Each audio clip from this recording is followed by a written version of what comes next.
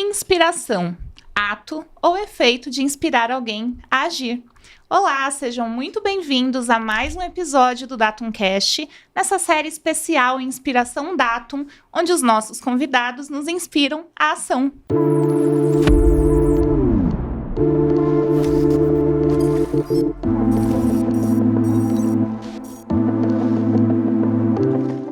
Eu sou a Daiane Câmara, sou Account Manager aqui na Datum e hoje eu tenho o prazer de comandar um episódio com um convidado que com certeza vai trazer muita história para a gente bater papo aqui.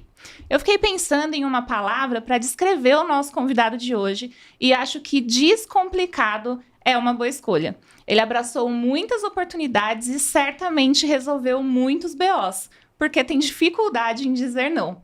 O fato de ele não ser resistente a mudanças também deve ter colaborado com tudo isso.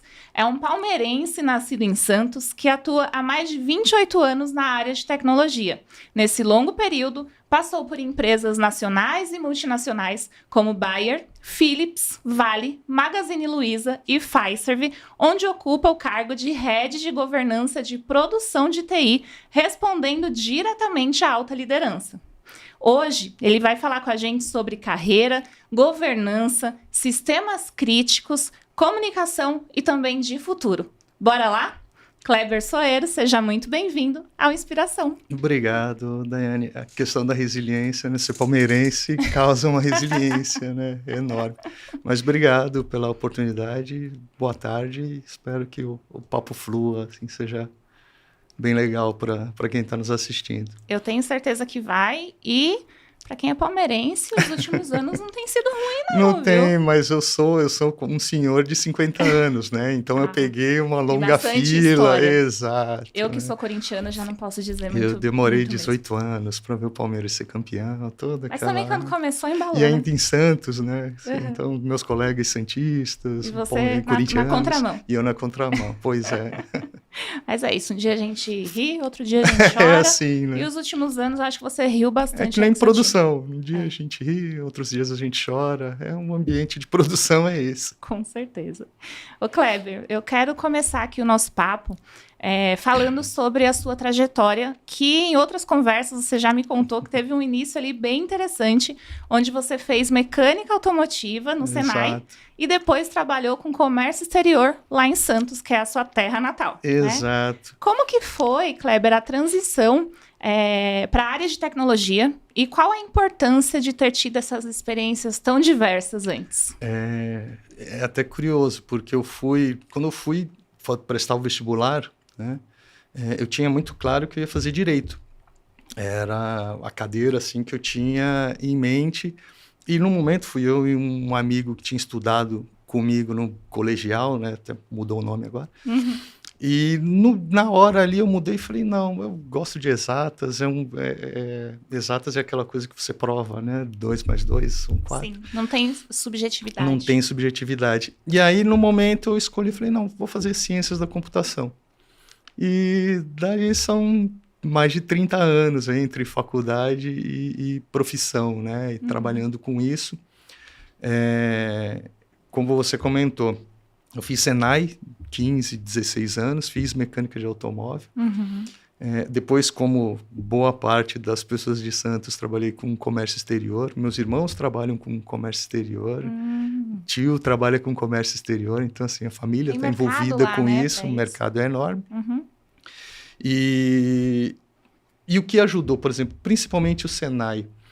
Eu fiz um Senai numa época em que tinha uma questão de horário bem rigorosa, então a gente não podia atrasar mais de 15 minutos para entrar, senão não conseguia entrar no período, tinha que os pais lá justificar. Então isso trouxe uma disciplina, eu sei que os tempos são outros, mas trouxe essa disciplina de ter horário, de ter compromisso, né? De ter noção das hierarquias, para quem a gente responde, com quem a gente fala, o modo que a gente fala. Então, essas foram as experiências que eu carreguei para o mundo de tecnologia, né? E a decisão, com certeza, agora, depois de quase 30 anos, foi uma decisão bem acertada, né? Foi, não posso reclamar. Como você comentou, eu entrei tive diversas experiências. Eu coloco como sorte, eu tive muita sorte em ter várias portas abertas. Eu tive gestores ao longo da minha carreira, até os atuais, que sempre me apoiaram muito, né, na sua maioria. Tem percalços nesse caminho? Tem, como qualquer coisa na nossa vida tem. Mas eu sempre tive um gestor disposto a me abrir uma porta, e aí eu fui e entrei. E isso me levou a trabalhar desde da Bayer, da Philips, um projeto na MRS de ferrovia, no Haskell, um restaurante, com os mais diversos sistemas, sendo desenvolvedor, sendo gestor e assim por diante. Isso dá uma visão, se não especialista, como generalista, me trouxe bastante conhecimento, né? Desde uma situação de ferrovia, de manutenção de via férrea, até hoje a questão de adquirência, né? de transação financeira, processamento de transação financeira. Foi então, construindo a sua bagagem. Exato, né? E conhecendo os mais diversos perfis de pessoas possíveis, né? Muito bom. E hoje, depois desses quase 30 anos, trabalhando em empresas do segmento industrial, você migrou de segmento, né? Hoje atuando na Fiserv.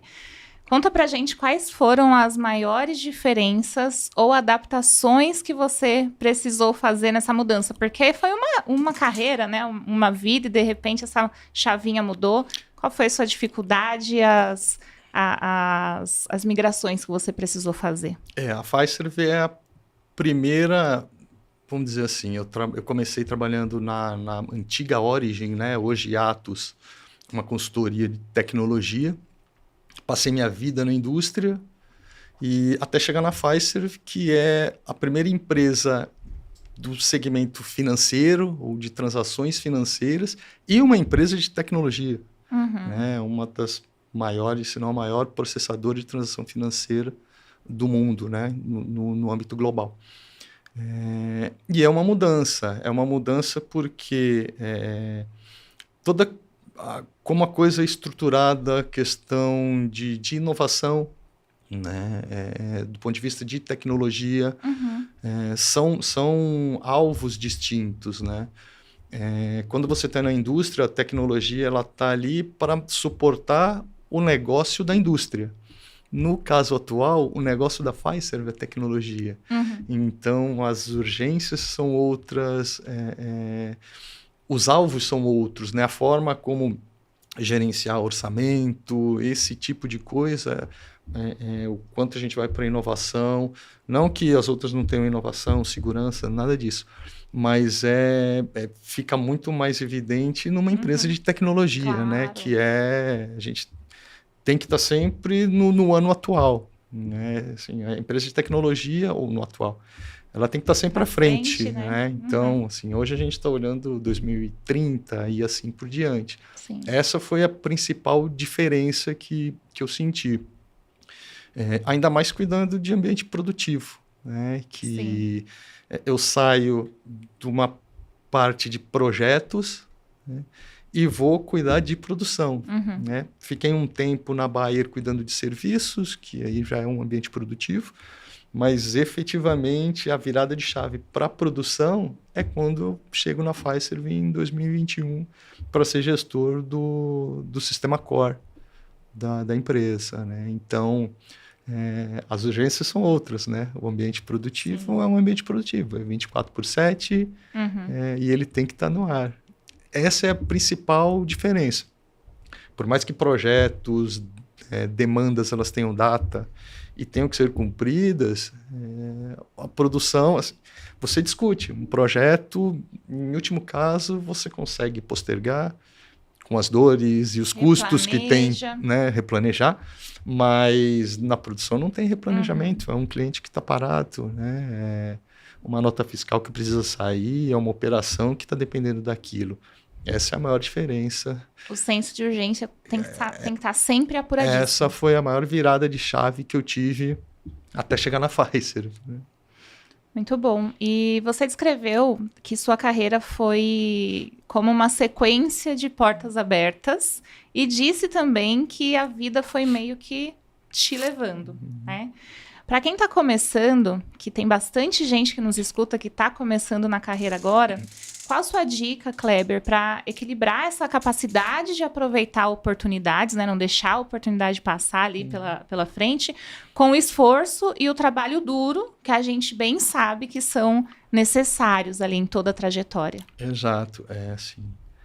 É entender, primeiro de tudo, é entender que a gente erra, né? Eu erro, você erra, o ser humano erra, o ser humano é falível, né? Quando uma porta é aberta, tem uma oportunidade ali. É um desconhecido, mas tem uma oportunidade.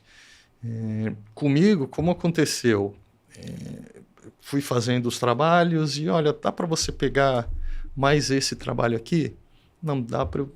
Por exemplo, durante meu tempo de Philips, eu trabalhava na automação, com projetos ali, com demandas, e aí surgiu a oportunidade de fazer qualidade, né? Na época, a gente está falando aí dos anos de 2004, 2005, quando houve o problema das WorldCons, daquela coisa toda, né? Veio toda essa questão de governança, de SOX na época, e me apareceu essa oportunidade. Olha, vamos fazer qualidade. E eu lembro, a gente fazia em papel, né? Assim, coletava as evidências no papel, levava para o CIO assinar, né? Mandava documentação para a Holanda. Era um desconhecido ali. Né? Depois eu tive a oportunidade de trabalhar com SAP. Olha, a gente está montando um time de SAP e a gente acha que você tem, né, os skills aí para entrar na área. Eu não conhecia nada de SAP, né? Eu trabalhava com uma parte de ordem de serviço, mais com a questão de serviço, distribuição, e a posição que tinha era para ser consultor dos módulos financeiros, de custo, completamente distinto. E eu vi oportunidades ali. Sim, então, você foi trocar o pneu com o carro andando. Exato, exato. A vida foi me direcionando por esses caminhos. E aí o que eu falo para quem está começando é que, assim, pode ser o desconhecido, mas sempre tem uma oportunidade ali. Até no feedback negativo tem oportunidade, porque é dali que você tira os insumos que vão te fazer crescer. Os pontos a evoluir, né? O elogio, ele é bom, é gostoso, aquece o coração, mas é na crítica que você percebe o que as pessoas estão esperando, que o mercado está esperando, que a rua está esperando. Né? Eu costumo dizer, a gente teve até essa conversa, a rua diz não. A rua diz muito não para a gente. E de uma forma, muitas vezes, muito mais dura. Não é o não que os nossos pais, né, nos dizem. Às vezes vem com uma demissão sem explicação ou com um feedback mais duro, mas até ali tem oportunidade. Aconteceu essa situação, o que eu posso melhorar para não deixar aquilo acontecer? E conhecimento, assim, vontade de aprender. Eu tive a oportunidade de trabalhar com 3 ERPs distintos, né? Com os mais diversos sistemas. Por quê? Porque eu sempre tive curiosidade em aprender. Conhecimento é a única coisa que em excesso não faz mal. Qualquer outra coisa em excesso, até água em excesso, faz mal. Conhecimento não. E ninguém te tira, né? E ninguém te tira. E ninguém te tira. Então, e eu tenho uma outra questão, que é a questão do desafio. Né? Eu acho que se você se motiva com os desafios, você acaba entrando nessas portas. Né? Não deixar cair naquela zona de conforto, a zona que você fica, ok, está funcionando, está tudo legal. Não, assim, é isso que você quer da sua vida, né? E aí a gente vai entrar em conversas com pais, né? Quando a gente é jovem, que os pais falam pra gente em determinado momento, é isso que você quer da sua vida, né? eu tive uma educação em casa, eu e meus irmãos, eu tenho 2 irmãos mais novos, e meu pai sempre disse pra gente o seguinte: vocês não estudam para mim, vocês não trabalham para mim. Eu construí minha vida, eu, né, sustentei minha casa enquanto, né, Foi e aí necessário. com a minha mãe junto, né, não é que o discurso é do meu pai, minha mãe ajudou muito também, trabalhava fora, enfim, ambos nos deram esse suporte. Mas o discurso que meu pai dizia a gente era assim: vocês não trabalham para mim, vocês trabalham para vocês. Eu já construí o que eu tinha que construir. Vocês estão criados, né? Sua mãe está aqui comigo e agora é com vocês. Então, Já aquela te dei coisa. a estrutura, a base, agora Exato. segue. Vocês têm que ir atrás do que vocês querem. É isso que vocês querem, né? Às vezes, era um outro exemplo que meu pai dava muito, assim, a diferença entre quem se dedica, quem estuda, e quem tem as oportunidades. A gente tem um fator de sorte aí. Para quem não quer se dedicar, é só uma. A gente pode chegar no mesmo lugar no futuro, né? Só que um vai estar gerenciando, coordenando, inovando, e o outro vai estar obedecendo, fazendo o serviço operacional, por vezes maçante. Se ambos quiserem fazer isso, tá ótimo, tá bom para todo mundo, né? Eu não quis. Eu quis sempre buscar algo de conhecimento que me proporcionasse ter um trabalho diferente. Claro. Né? A questão operacional não me atrai como pessoa. E por que eu falo sempre sorte? Por conta a gente tem um tema muito latente por N questões, que é a questão da meritocracia, né? Meritocracia. Só que você tem um componente de sorte aí. Tem muita gente que tem mérito, trabalha muito, acorda 4 horas da manhã, 5 horas da manhã, mas não deu a sorte. E aí, eu estou chamando de sorte, né? As pessoas podem acreditar no que quiserem, de ter os gestores que eu tive. E aí, assim, essas pessoas não têm mérito? Claro que elas têm, né? Então, eu não coloco assim, não conseguiu porque não tem mérito. Eu prefiro chamar de sorte. Essa pessoa não teve sorte. Né, Kleber? Eu, assim, na minha carreira, eu sempre, falo sempre porque, graças a Deus, tem dado certo. Eu sempre tive no lugar certo, na hora certa, ou quando se precisou do meu trabalho, do meu esforço. Então, é uma conjunção de coisas que não dá para você imputar só para o indivíduo que está ali. Ele não teve mérito. Ele não buscou. Claro que tem esforço. Acho que tem associações, né? Muitas. Como você disse que esteve no lugar certo, na hora certa, mas eu também tenho certeza que para que te colocassem ali, teve muito trabalho anterior a isso. Sim, sim. Então, eu acho que é o conjunto das duas coisas. Tem esse negócio de sorte, mas assim, a sorte não te encontra se você não estiver trabalhando muito. Você tem que trabalhar, exato. Sim, teve muito. Eu participei de um projeto em Juiz de Fora, que eu saía daqui de São Paulo e ia de Leito para Juiz de Fora. Né? Porque o avião assim, não tinha teto, era complicado pousar lá. Eu saía de ônibus domingo à noite. Perdi muito o aniversário de família por conta de trabalho, de projeto. Sou de Santos, mas vivi mais de 20 anos aqui. Então, teve muita situação de precisar dos meus pais, aí, da família, e estar longe, né? Independente da questão de esposa, às vezes você precisa do seu sangue ali e de estar longe. Então, te cobra um preço. Né? São as renúncias que muitas vezes a gente tem que fazer para alcançar um objetivo. Exato. Mas eu acredito que as pessoas que fazem essas renúncias são recompensadas também com um pouco de sorte. Sim, sim, exatamente. Então, a sorte também é uma recompensa. Quando você me pergunta, né, para quem está começando, é entender isso, é entender que tem oportunidade, que ela é dura, e que tem renúncia. Porque a rua diz não, a rua é dura. Né? Sim. Mais do que a gente imagina lá Exato. no auge dos 15 anos, quando a gente está começando, né? Exato. Ô, Kleber, e a gente já falou aqui que você atua na Fiserv como Head de Governança de Produção de TI e atua no sistema core da empresa, você mesmo bem mencionou. Você até comentou que esse é um ambiente onde a disponibilidade tem que ser 100%. A disponibilidade que eu digo é a sua disponibilidade, né?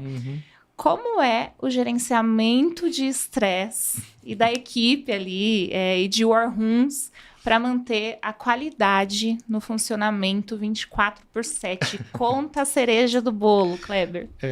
Assim, não existe bala de prata. Né? E isso, a experiência que vai te trazendo. Né? É um ambiente que tem que estar 100% disponível. Não é 99,999. É 100%. Né? Alguém vai realizar uma transação financeira, ela está buscando um produto, ela está pagando uma conta, ela está transferindo o recurso para alguém que está esperando isso. Então, é um ambiente que tem que ser 100% resiliente, 100% disponível. E aí é o meu caso. Né? Quando, por exemplo, a gente tem alguma intercorrência, tem que buscar a solução. E aí entram as disponibilidades. Né? Você comentou, né, no War Room, como que funciona isso. Né? Tem um caminho, o incidente começa com uma identificação nos nossos monitoramentos. Né? Uma vez que é identificado algum desvio, às vezes nem que esteja causando impacto, mas algum desvio, os times já se reúnem num War Room. E aí você começa a tratativa, né? E aí, assim, a gente sempre precisa de alguém para ir tocando o bumbo, né? Tocando o bumbo, começar os reportes, porque aí você informa o cliente antes que o cliente te informe que a gente está tendo alguma intercorrência. Você tem diversos times ali, times de operação, times técnicos, gestores, né? Porque time comercial, porque alguém que está com um problema, ele pega e liga para o comercial dele. Liga para a alta gestão, né? Assim, a vida é feita de contatos e os negócios são feitos de contatos. Então, como que eu costumo me portar, né? Nesse tipo de situação? Primeiro, buscando ouvir o especialista. O especialista ele tem a solução. Né? Eu costumo dizer que nessa situação eu sou um provocador. Né? Tentar fazer as perguntas ali que possam levar a algum caminho de solução ou de identificação do que está acontecendo. E tentar fazer ao máximo com que o ambiente fique arrefecido. Né? Que a coisa não saia do controle, porque é um ambiente de pressão, faz parte, né? Só que as pessoas precisam de calma para tomar as decisões. Então, esse é o nosso papel. Eu falo nosso porque eu tenho um time por trás, né? De tentar coletar as informações, até porque a gente é responsável depois por prestar relatório de análise de causa raiz, de próximos passos, enfim, de ações ali para mitigar o problema na sua causa, mas tentar entender, né, o que está acontecendo, qual que é o ponto de falha, manter todo mundo informado, manter a alta gestão, porque aí entram os meus reportes, né, manter todos ali informados, olha, a gente está passando por essa intercorrência, ainda não sabemos a causa, o impacto é X, agora a gente já sabe a causa, o impacto é X mais 1, a previsão de estabilização são 10 minutos, ou vamos fazer isso, vamos mudar para o nosso ambiente de resiliência. Então, manter essa questão da comunicação viva, das soluções, vai aplicar uma mudança agora, vamos esperar Isso tudo eu participo, mas são decisões em conjunto. Todo time, mundo né? está ali engajado na solução, né? O meu papel né, o meu do time é justamente tentar ser um apaziguador ali de soluções, um facilitador, né? Nesses ambientes de crise, né? Nesses momentos de crise, que a gente tenta fazer com que sejam o mais escasso possível, e eles são hoje, Que bom. mas que acontece, né? Posso trazer um exemplo de Santos. A gente teve um acidente hoje na Anchieta. E aí fechou a estrada. Como que você faz? É uma situação de crise, né? Nervoso, criando confusão, a gente não vai resolver. Exatamente. Não vai resolver. Então, o meu papel é tentar colocar entre os papéis técnicos de governança, né, de manter a questão da operação, tentar apaziguar, escutar todo mundo, trazer insumo, manter todo mundo informado. Calma, né? Tentar manter a calma. Eu falo tentar porque a gente é imagino. falível, como eu Eu comentei. imagino que né? não deve ser fácil, mas só pelo tom de voz que você tem, eu acredito que você consegue aí com excelência, viu, Kleber? Assim, a gente vai passando o tempo, você vai ganhando experiência, você vai vendo as situações, você passa a entender o efeito daquilo, o que é ruído, o que é necessário falar, o que você tem que formatar a mensagem para ela ser assertiva. Muitas vezes o que não falar, né? O que não falar, porque fazer. eu costumo dizer, vai gerar mais luz do que energia, né? E isso não é esconder a informação, longe disso. Mas, particularmente, o meu time, ele trata com stakeholders da alta gestão. São pessoas que o tempo é muito curto, né? Então, a mensagem tem que ser muito assertiva, muito direta, muito certeira, né? Visual.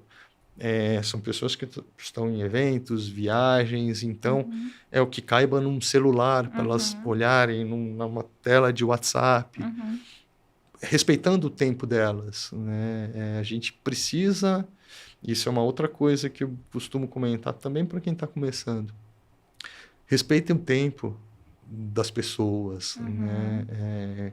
Sem querer ser coaching, né? Da mensagens de coaching, né? Eu falei do conhecimento, mas o nosso tempo, ele não volta.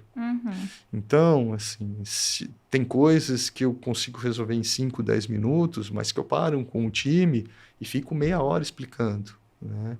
E eu costumo falar, olha, assim, anota para olhar depois, porque eu podia resolver. E eu tô aqui para passar esse conhecimento. Para vocês, né? Poderem resolver. Exato.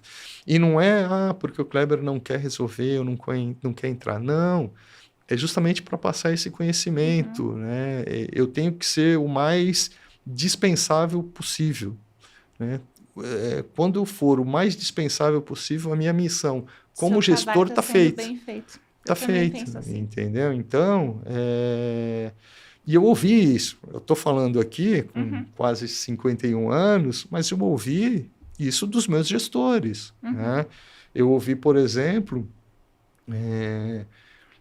quando perguntei, né, por que fulano não fez isso, por que E eu ouvi de um gestor falando, Kleber, se todo mundo fizesse o que tem que fazer, eu não precisaria de você gerenciando o time. E é isso, é assim que as coisas funcionam, né? Exatamente. E agora eu quero puxar talvez um assunto que divide um pouco de opinião, falando sobre inovação. Muito se fala de inovação, o quanto inovação é importante, eu concordo. Porém, você lida, né, com a governança, estabilidade, disponibilidade dos sistemas core da empresa, que, na minha opinião, são tão estratégicos quanto a inovação. Pensando em adquirência, Kleber, como você consegue demonstrar o valor estratégico e o ROI em manter esses pilares, ao invés de focar só em projetos de inovação disruptiva? A gente está sempre inovando, né? A empresa está sempre inovando, a gente, na nossa vida, a gente está sempre inovando, né? Como equilibrar essa balança de alguém que faz governança de produção com coisas que estão chegando em produção? Uhum. Eu acho que primeiro é o risco, né? A gente tem um time grande ali de projeto, de gestores, de produtos, né? Que sabem disso, que lidam com isso, né? Que entendem o que o mercado está pedindo, né? E como e quando a gente vai entregar aquela solução, né? E a balança está aí. O quanto de risco eu tomo para colocar uma solução no ar, né? O quão resiliente é a minha entrega, né? Vou entregar um MVP, como eu vou entregar esse MVP? O que vai conter nele?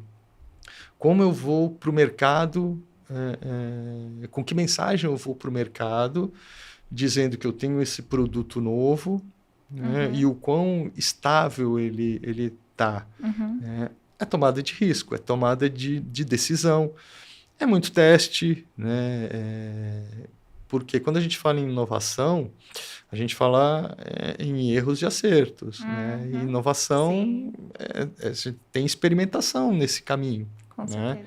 certeza. O quanto a gente, como empresa, está disposto a experimentar, a errar, né? E a empresa sabe disso, né? A empresa tem isso muito, muito claro, muito bem cercado, né? Como a gente trata de transação financeira, a tomada de risco para erro, ou vamos dizer assim,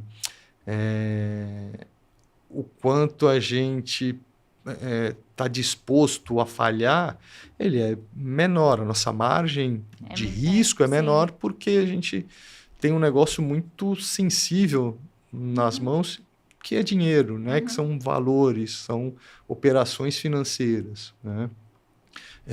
Tudo isso entra no cálculo. Tudo isso entra no cálculo. E aí a diferença de trabalhar numa empresa de tecnologia, né? Todo mundo tem um pé em tecnologia e faz o cálculo desse ROI, cada um no seu quadradinho, até chegar no ambiente produtivo, né? Tem os times lá, nós temos os times que cuidam dos ambientes de produção, né? Esses times, eles já, quando é colocado alguma coisa nova, alguma coisa inovadora, esses times já estão 100% preparados para suportar, né? Essa operação. Então, é um caminho desde que os times identificam uma oportunidade que o mercado tá pedindo, e aí tem uma questão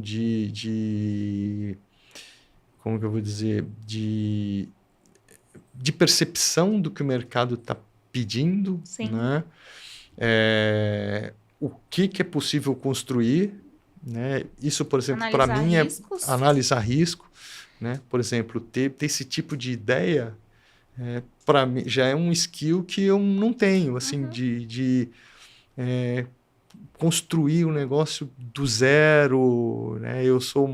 O meu perfil é mais de um cara que vai para a produção, que está fazendo aquilo ali funcionar.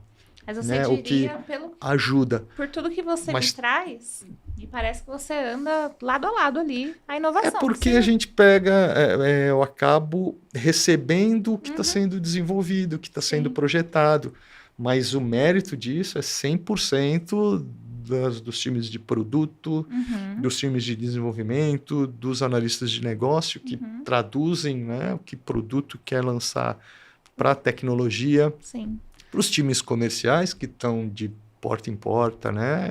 Estão no front, né? Estão no front, a necessidade né? do mercado. Dos times de operação, que quando a gente lança alguma coisa nova, e isso também a inovação traz e entra na balança, o que é novo traz muita dúvida, traz às vezes insegurança.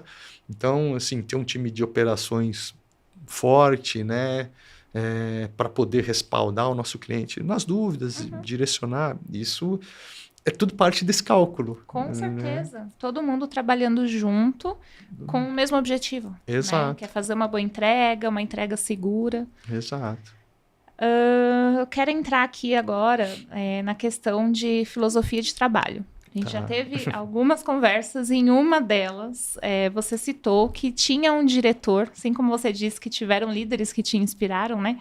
Tinha um diretor que dizia que o que importa é o caminhão saindo com a nota fiscal. É verdade.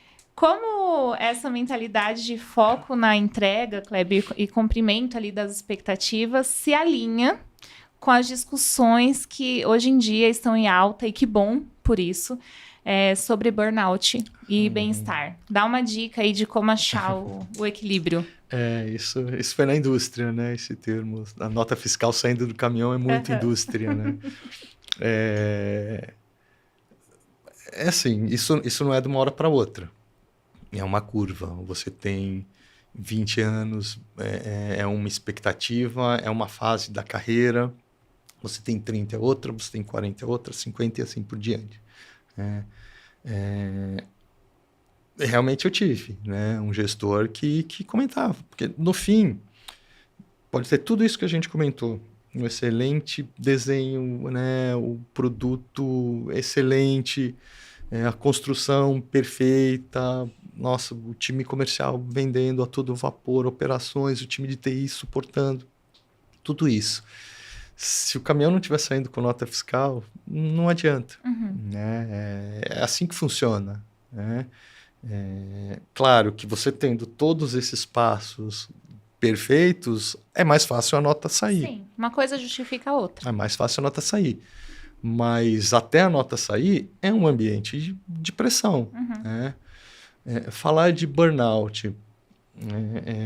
o quanto eu acho que aí tem e ainda bem que hoje é algo que é muito mais discutido, está muito mais em voga, né?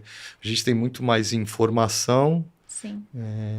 Antigamente o cara não quer trabalhar, tá com frescura, era assim que funcionava. Hoje não, hoje percebe-se ali um sintoma, uma situação, né? Como funciona para mim? É entender que, por mais que a gente tenha que ser responsável, que tenha as entregas ali, né? Que você tenha os objetivos, aquilo ali entre muitas aspas, só trabalho. É trabalho, né? E trabalho a gente vai e faz. Né? Problema a gente vai e resolve. Né? Junto com a questão do burnout, né? Houve uma mudança também, né, ao longo dos anos, até na forma de tratar essas situações. Né? Hoje as pessoas... Assim, educação nunca foi... dispensável, né? Assim, educação é educação e pronto. Você falar de forma educada com as pessoas no momento de pressão é obrigação, não é? Só que hoje isso é muito mais... Antigamente era diferente, né? Os termos eram diferentes, né? Hoje as pessoas têm cuidado, né, com isso. Elas são mais... Pode ser ruim usar o termo educadas, né? Mas a forma de falar é diferente. Né? Mais conscientes também, né? Exato. Tem mais acesso à informação e à conscientização. Isso. Então as pessoas acabaram se tornando mais empáticas, né, Kleber? Empáticas. Esse é o termo, né? Que eu estava tentando buscar e você trouxe. E isso acaba facilitando nessa questão do burnout. Né? Você acaba diminuindo a pressão nesses momentos. Né? Você pode tratar o problema de forma profissional, até de forma dura, mas de forma respeitosa. Né? Claro. Outra coisa que funcionou comigo, tem funcionado, né? Você precisa ter um time estruturado. Né? Ninguém faz nada sozinho no nosso ramo. Ninguém. Você tem as pessoas que tomam decisões, elas estão ali tomando decisões porque elas fizeram por onde, né? Ninguém chega a um patamar de vice-presidência, presidência em qualquer empresa se ela não for capaz de tomar decisão. Com certeza. Né? Mas todo mundo ali tem um time. Uhum. E o que a gente tem que ser é gestor daquele time. Então, como que eu faço? A gente, né, já conversou, meu trabalho é 24/7. O telefone pode tocar a qualquer momento. Uhum. Mas eu tenho um time ali, né? Porque eu saio de férias, eu fico doente, né? Eu tenho algum compromisso. Afinal, você não é uma IA? Não sou uma IA, né? Então, assim, a disponibilidade de 24/7 é para atender, mas eu preciso de um time. Uhum. A partir do momento que você entende que aquele time ali dá conta, você vai lidando melhor com essas questões de pressão. Uhum. Né? De novo, eu só vou estar 100% realizado quando eu for 100% dispensável. E aí você começa, assim, não é que as coisas deixam de ter importância. Você trata diferente, o time está ali. E quando eu falo que o time está ali, não é só o meu time. É o time técnico de suporte à produção, que aí tem plantonista, né? Tem sobreaviso, e é um time bom que está ali, é o time de operações da mesma forma, assim. Eles vão dar conta. Não vai ser um momento ali que eu não conseguia entrar num call, mas que um gerente do meu time entrar, que a coisa vai parar. A empresa vai estar ali e vai tratar com o problema. Né? Seja na indústria de seja na indústria de tecnologia, vamos dizer assim, ou na indústria mesmo. Com certeza. Ninguém solta a mão de ninguém, né? Não. Acho que assim funciona bem. E assim, isso funciona. Isso funciona. Quando você tem times maduros ali, né, com um propósito, né, quando a missão ali do que você está entregando, né, mais do que a missão da empresa, mas a missão do seu trabalho ali. Quando você tem aquilo muito claro, né, a coisa flui, a coisa vai. Né? Tem pedra, tem buraco, como qualquer rodovia tem, mas funciona. Quando você entende isso, a pressão dá uma diminuída e a chance de ter um burnout diminui. Né? Eu quero abordar com você um assunto, a gente já conversou sobre vários, né? Mas um assunto que a gente também já falou, que é sobre o seu trabalho exigir reportar incidentes e planos diretamente a executivos de alto nível. Né? Acho que muita gente, pensando nisso, já até arrepia. Você me disse que tem nesses reportes aí contato com country manager, com responsável Latam, com VPs de tecnologia. Qual o principal desafio de comunicação ao interagir com líderes nesses cargos, Kleber? Mensagem assertiva. Né? Aquilo que você trouxe agora há pouco para a gente é o maior toque ali. Por quê? Sim, né, por tratar com produção, são posições que precisam estar 100% informadas se algo está acontecendo, né, ou até se está tudo bem, né? Mas é um nível executivo que tem uma série de assuntos ao mesmo tempo. Então, o maior desafio é ter a mensagem assertiva, a mensagem clara, né? Muito bem respaldada. O que eu quero dizer com isso? Certifique-se que aquilo que você está falando, o outro VP, o outro country manager, o diretor de operações, ele vai dizer a mesma coisa. Né? Então, assim, assegure que aquela informação é a informação correta, com todos os detalhes, e aí não é nem a questão de passar ou não passar a informação, é passar a informação certa. Correto. Né?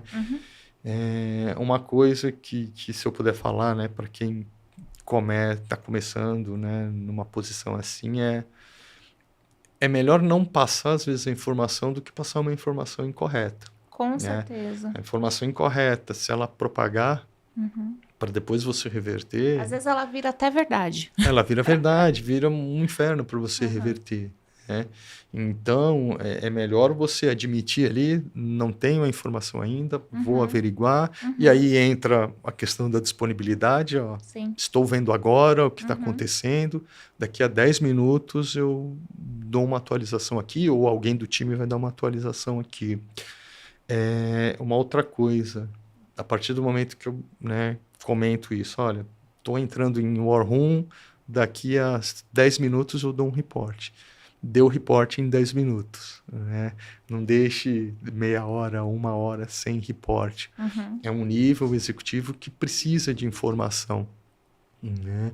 Nem que seja, olha, ainda estamos analisando, já olhamos isso e aquilo, não concluímos, continuamos aqui em sala, porque foi o que eu comentei, né? Esse nível, os clientes estão entrando em contato com eles. E são executivos dos clientes, né? E é gente que tem um tempo muito pequeno pela quantidade de assuntos que essas pessoas lidam, né? É muita coisa. Elas cuidam de um país ou de uma operação como um todo, ou de de um vetor de tecnologia como um todo. Então, é assim que eu procuro lidar nesse grupo, tomando cuidado, né, respeitando muito a informação, tentando ser assertivo, one page, olha assim, farol, né, sempre atualizando. E aí, quando tem um problema, planejando como a gente vai matar, né, ou resolver esse problema na sua causa. Boa parte das vezes a gente resolve o problema da raiz no momento ali, mas em outras oportunidades a gente resolve a situação do cliente, e isso vale hoje para a Pfizer, vale para a Bayer, para a Philips, né, para o Hasco, enfim, para os lugares que eu trabalhei. Grupo Edson Queiroz, enfim, MRS, você resolve o problema do cliente naquele momento, mas fica uma causa ali para você resolver, para tratar, né? Planejar isso. Eu participo de comitês semanais, né, dando ali o reporte de como está o andamento dos nossos problemas, né? E quando eu falo tem uma time, série de pessoas, uma série de gestores que me suportam, né, que falam, assim, que complementam, que falam, Kleber, não, vou te dar um pouquinho mais de detalhe, porque eu preciso deles, né? Eu estou ali como um mensageiro, né, mas e isso é engraçado, né? Curioso. Nesses quase 30 anos, né, eu sempre tive isso nos times. É muito engraçado. Eu não lembro nesse tempo de ter tido nenhum time ou assim ter trabalhado com gente que me largasse sozinho ou que falasse alguma asneira, enfim, que não, né? Eu sempre tive muita gente trabalhando junto comigo, né? Agora sim eu posso dizer que isso foi sorte. Sim, pode ser, mas muita gente, realmente né? faz muita diferença, né? Quando a gente tem um time unido, um time leal, um time em que a gente que passa confiança, que a gente pode confiar, faz muita diferença. Eu entendi então que os pontos, os toques, as dicas que você pode dar assim para quem talvez esteja aceitando um desafio nesse mesmo nível comunicação assertiva, não passe informação errada. Exato. E mantenha a palavra, cumpra os prazos. Cumpra os prazos, né? Cumpra a sua palavra, né? Muito bom. O prazo, assim, eles podem mudar, mas assim, mantenha a mensagem. Sim. Mantenha a mensagem. Sim.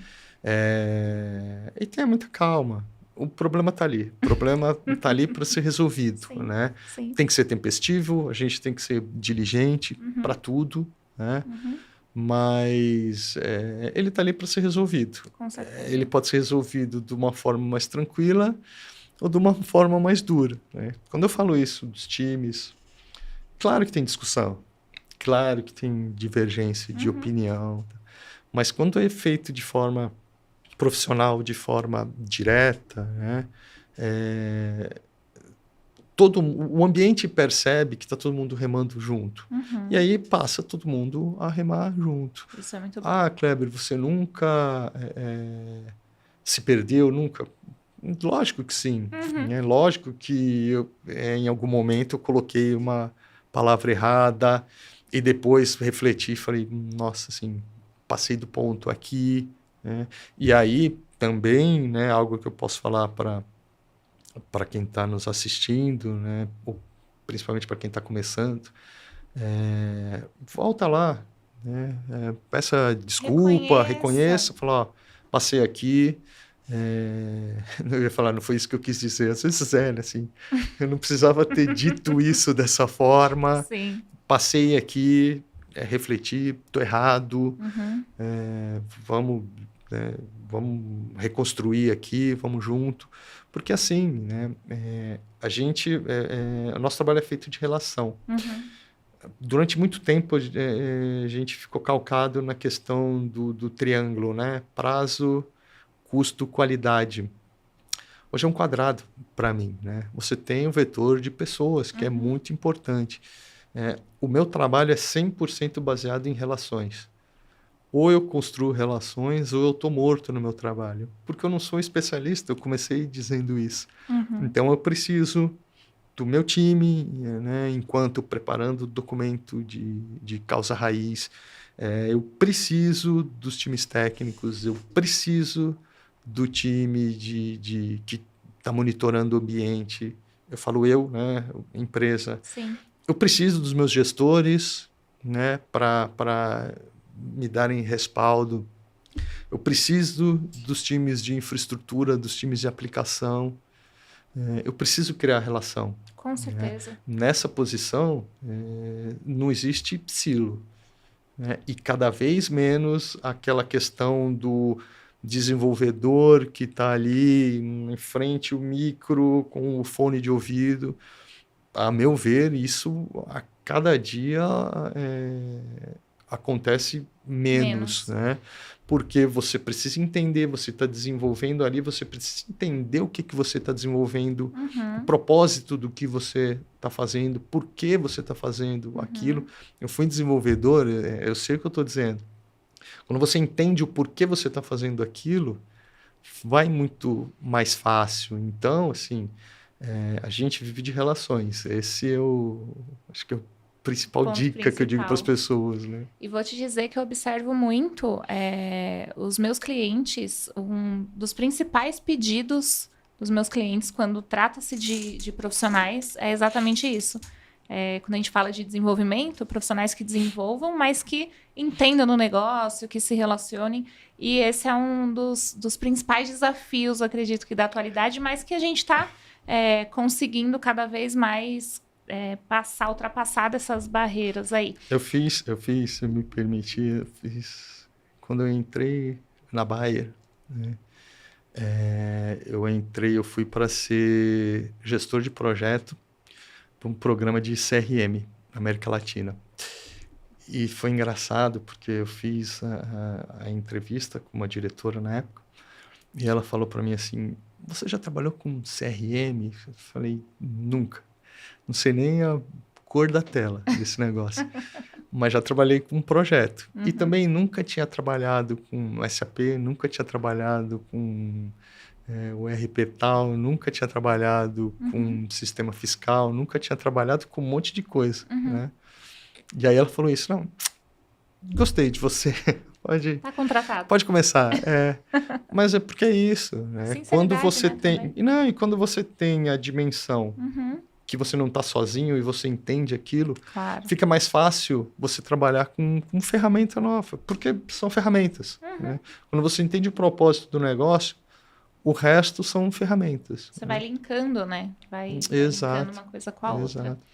Kleber, o papo, assim, se deixasse, eu acho que a gente ficava aqui horas e horas, mas é muito bom, né? Porque o objetivo aqui é isso mesmo, é a gente falar para inspirar, para que os nossos ouvintes possam se inspirar mesmo nas histórias e seguir adiante, dar o próximo passo. Mas eu vou te fazer uma última pergunta antes da gente ir para o nosso bate-bola. A gente chama aqui, que é aquele que eu faço uma pergunta rapidinho Fala uma palavra. e você fala o que vem na cabeça. Tá. Para a gente fechar aqui o nosso papo, pensando já em 2026, que está aí, né? A gente está quase entrando em dezembro. Estamos gravando esse episódio aqui no dia... Hoje é dia 27? 28 de novembro, Black Friday, sexta-feira de Black Friday.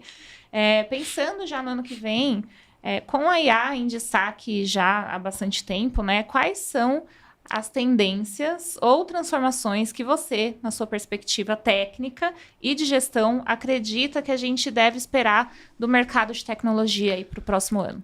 Eu estava conversando isso com o meu VP essa semana, né? A gente estava falando de graduação, esse tipo de coisa, né?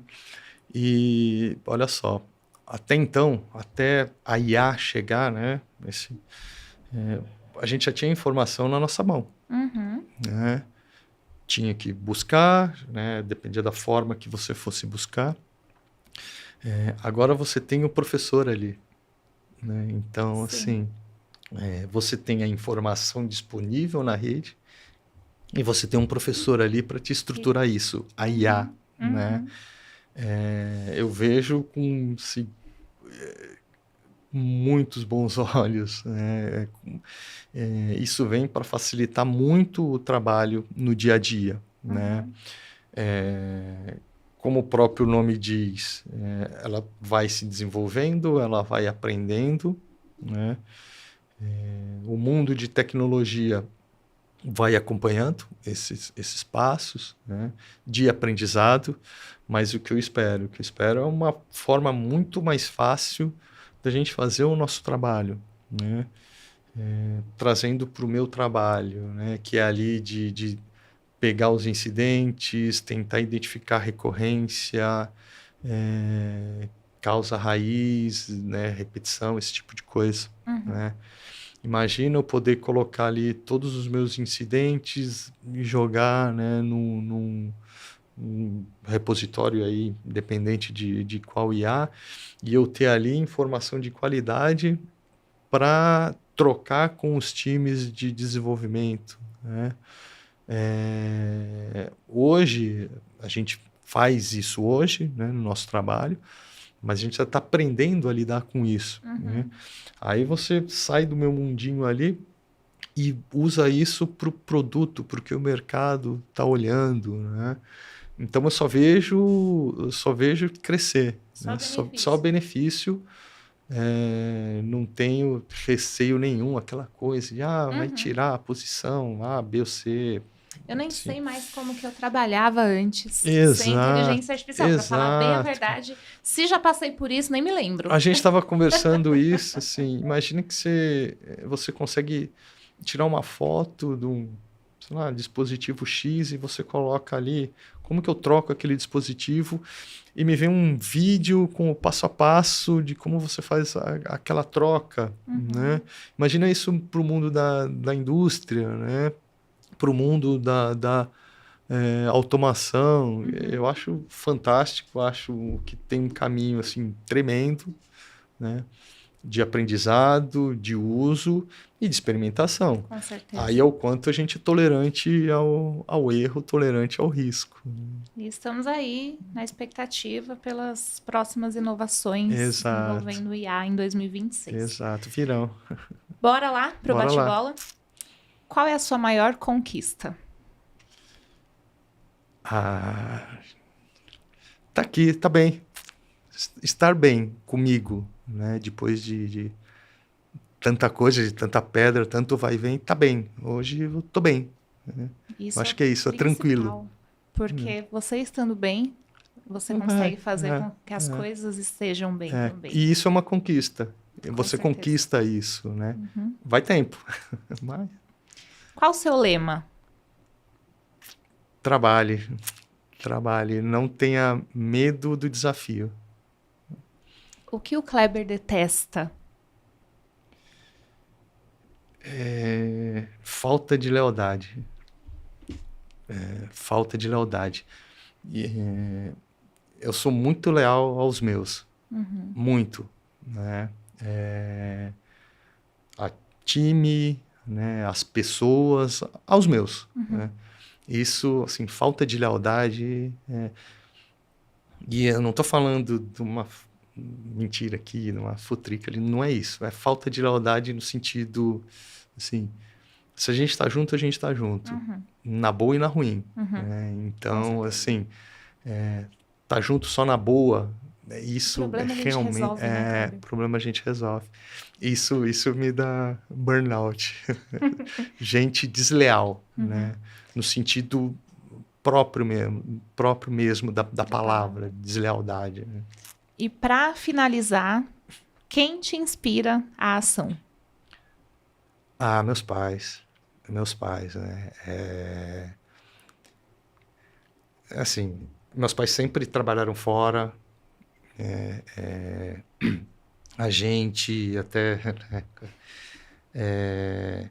graças a Deus, nunca faltou nada para mim e para os meus irmãos, no sentido de ter condição, né, de poder estudar. Era uma outra época, né, era uma época que a gente podia estudar em escola pública, era uma outra discussão, mas nunca faltou nada. Meus pais sempre fizeram o que tinha que ser feito. Sempre, né? Meu pai já faleceu há 11 anos, minha mãe está aí, graças a Deus, e até hoje minha mãe faz. Né? Minha mãe adora fazer aqueles amigurumi, né? Aqueles bonequinhos, e ela, assim, ela está sempre fazendo alguma coisa. Que legal. E meu pai sempre foi e fez. Eu acho que eu até já comentei com você, eu me arrependo de coisas que eu fiz. Eu não me arrependo de nada que eu não tenha feito, porque eu fiz tudo o que eu quis fazer. Né? E tomei o risco, tomei na cabeça, tudo isso. Faz parte. Mas é isso, sim, meus pais, né? Porque eles sempre tomaram as ações. Muito né? Bom, Kleber, e aí com essa energia de emoção, né? Porque quando a gente fala de pais e de filhos, é sempre assim, a gente se emociona mesmo. Quero te agradecer pela participação. Obrigado. Foi uma conversa realmente muito rica. Eu tenho certeza que quem está nos ouvindo aprendeu muito aqui contigo hoje. Eu também aprendi muito aqui contigo hoje. E para finalizar, quero sugerir aqui um brinde. Um brinde. Muito obrigada, Kleber. Obrigado. Eu que agradeço a oportunidade. Até quando você me fez o convite, eu falei, nossa, será que eu sou interessante, né, a esse ponto para falar? É a minha primeira vez, né, num podcast.